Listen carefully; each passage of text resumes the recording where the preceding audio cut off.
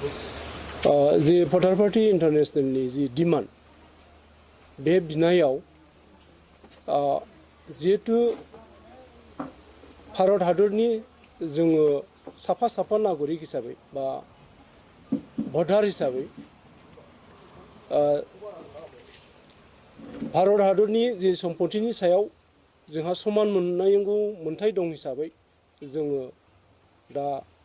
जोंनि जिनाखि जोनोमारि आय बिनिफ्राय जोङो 50% मोननांगौ होननानै जोङो साफ्रोमबो नागरिकआ मोननांगौ होननानै बिनाय दङ। जोंनि जिनाखि बिनाय बियो 2011आवनो गोजौ थाखोनि कमिटिनिफ्राय गभर्नमेन्टजों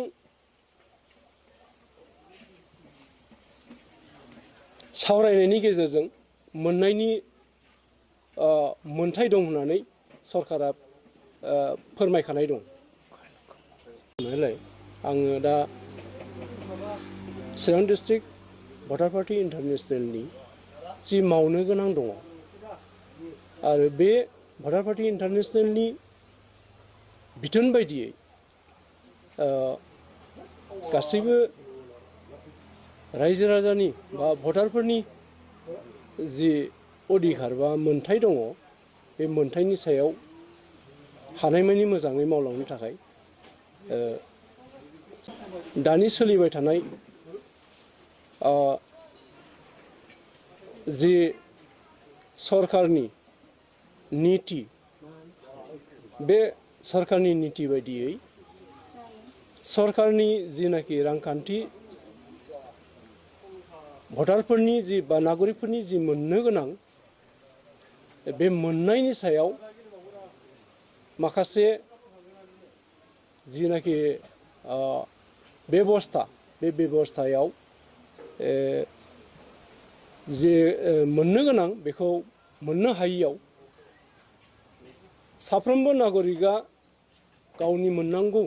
जि मोन्थाय बेखौ समानै मोननो थाखाय बे आन्दलना जायो बा सोलियो। जिनाखि फैबाय थानाय उफ्रा जि बिसायख'थि बे बिसायख'थियाव मोनब्रै जि समस्ति बेयाव जोंनिफ्राय माने नमिनेसन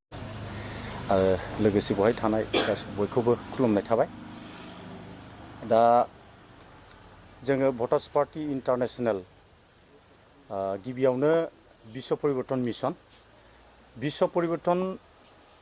मिशननि दैदेननायाव जोङो रांखान्थि उदांस्रिनि दावहा नांबोबाय थादों आरो रांखान्थि उदांस्रिनि दावहा नांनायजों लोगोसे जोङो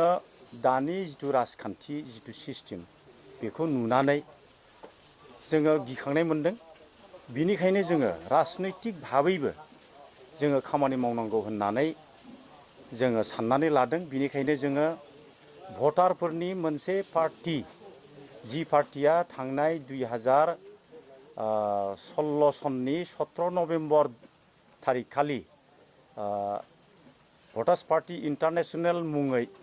रेजिस्ट्रेसन जादों आरो बे भटार्स पार्टी इन्टारनेशनेला दिनैहाय राजनैतिक भाबै आन्दलन खालामनानै आरो जोंनि रायजो राजानिफ्राय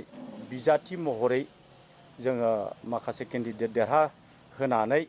जोंनि मोननांगौखौ पार्लियामेन्टआव जों उत्थापन खालामनो थाखाय आरो पार्लियामेन्टआव जोंनि भटारशिप मोननो गोनां जिथु रांखान्थि उदांस्रि मोननो गोनां जिथु माने बियो दिन्दां जानानै दङ बे बुस्थुखौ जोङो आदाय खालामनानै लाबोनो थाखाय जोङो एमपि हरनो थाखाय जोङो सावरायदों आरो बे एमपि हरनो बा एमएलए हरनो थाखाय बे खोथाखौ जोङो बे थांनाय हरनि जिथु जोंनि थान्दै आफाद बे थान्दै आफादाव जों बेखौ सावरायनाय जादों आरो जों बेखौ हरनो हाबानो जों गोख्रैयैनो भटार्स पार्टी इन्टारनेशनेला रांखान्थि उदांस्रिनि दावहायाव जों देरहासारनो हागोन होननानै जों आसा खालामदों आरो जों बयबो रांखान्थि उदांस्रि मोननानै गोजोनै माने थानो मोनगोन होननानै जों आसा खालामदों आरो रांखान्थि उदांस्रिया जोङो बे हादोरनि भारतबर्षनि जों सासे नागरिक आरो बे नागरिकफ्रा बे हादोरनि बे गणतन्त्र हादोरनि नागरिकफ्रा सरकारनिफ्राय गावनि सरकारनिफ्राय मोननो गोनां माखासे मोनथाय दं बे मोनथायखौनो जोङो डाइरेक्ट जोङो रिजार्भ बेंकनिफ्राय जोंनि नामाव खाता खुलि होनानै जोङो मोननायनि थाखाय जों बेखौ नाजादों आरो बे जनमुरि आय जिथु जिडिपि बे जिडिपिखौ बोसोराव खेबसे जनमुरि आय हिसाबै सरकारा राननानै होयो आरो बे राननानै होनाय जिथु जनमुरि आय पार केपिटा इनकाम बे पार केपिटा इनकामनि 50% जोंहा मोनखानांगौ दं बे मोनखानांगौखौनो जोङो बिदों आरो बेखौ मोनोब्लानो जों रांखान्थि उदांस्रि जों जानो हागोन दा बर्तमान जोङो रांखान्थि उदांस्रि महरै जोङो गभर्नमेन्टनियाव 8,000 रां जों बिदों बिनि बोसोरनैसो सिगां जों 6,000 रां बिदोंमोन किन्तु बर्तमान जों सरकारनियाव बिदों 8,000 रां भटार मात्रै जायनि नामा भटार लिस्टआव अन्तर्भुक्त जानानै दं जायफ्रा भट होनो थाङो बिथांमोननि मुङै साफ्रोमबो भटारा मास मोनफ्रोमबो 8,000 रांहै भटारशिप मोननांगौ होननानै जों डिमान्ड खालामदों आरो बेखौ मोननो हायो मोनथावना बियो सांबिधानिक बियो जोंनि व्यवहारिक होननानै उच्च पदस्थ कमिटिया 2011 डिसेम्बर दाननि 2 तारिखआवनो बेखौ बिथांमोना जोंनो राय होखादों बाथ्राखौ हयथ' फोथायाबो जानो हागौ मानो होनबा भारत हादोरनि रांखान्थियारि जिथु बेबस्था बेखौ हयथ' गोबां मानसिया मोनथियाबो जानो हागौ बिनिखायनो बिथांमोनहा बेखौ हयथ' असम्भब साननो हागौ आरो किन्तु जोंनि थाखाय बे असम्भब नङा मानो होनबा बे रांखौ जोंनो जनमुरि आय हिसाबै रानखायो आरो बे रांखौनो साफायनानै जेरै जोंनि उन्नयननि थाखाय बिथांमोना बे रांखौनो बाहायो आरो बे बाहायनाय रांनि हिसाबखौ दिनै गभर्नमेन्टआ दासिमबो जोंनो क्लियारै जेबो जोंनो हिसाब होनो हायाखै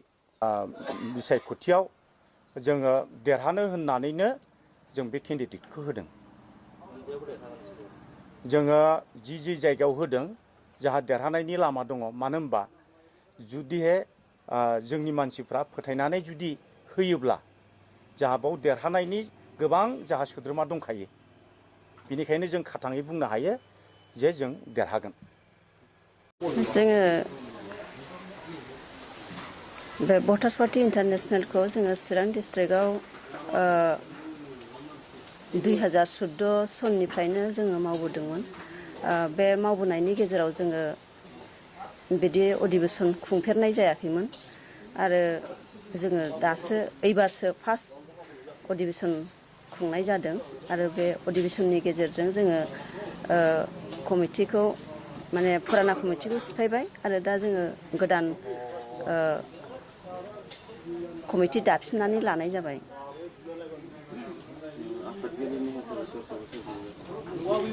आफादगिरि जोङो बिजनि बर' बाजारनि बिथां समर बसुमतारीखौ जोङो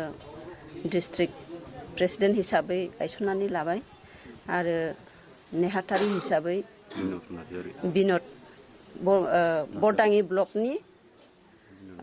बिनद नार्जारी बिथांखौ जोङो सेक्रेटारि हिसाबै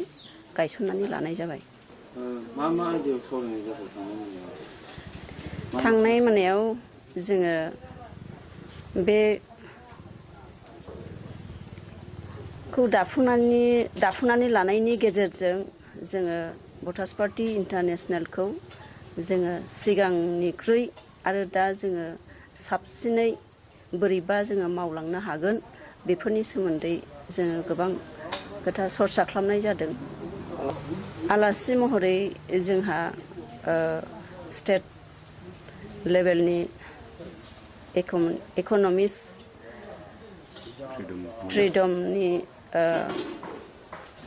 प्रेसिडेन्ट बिथां धरणी सार आरो बेजों लोगोसे आलासि महरै दंफैयो जोंहा स्टेट लेभेलनि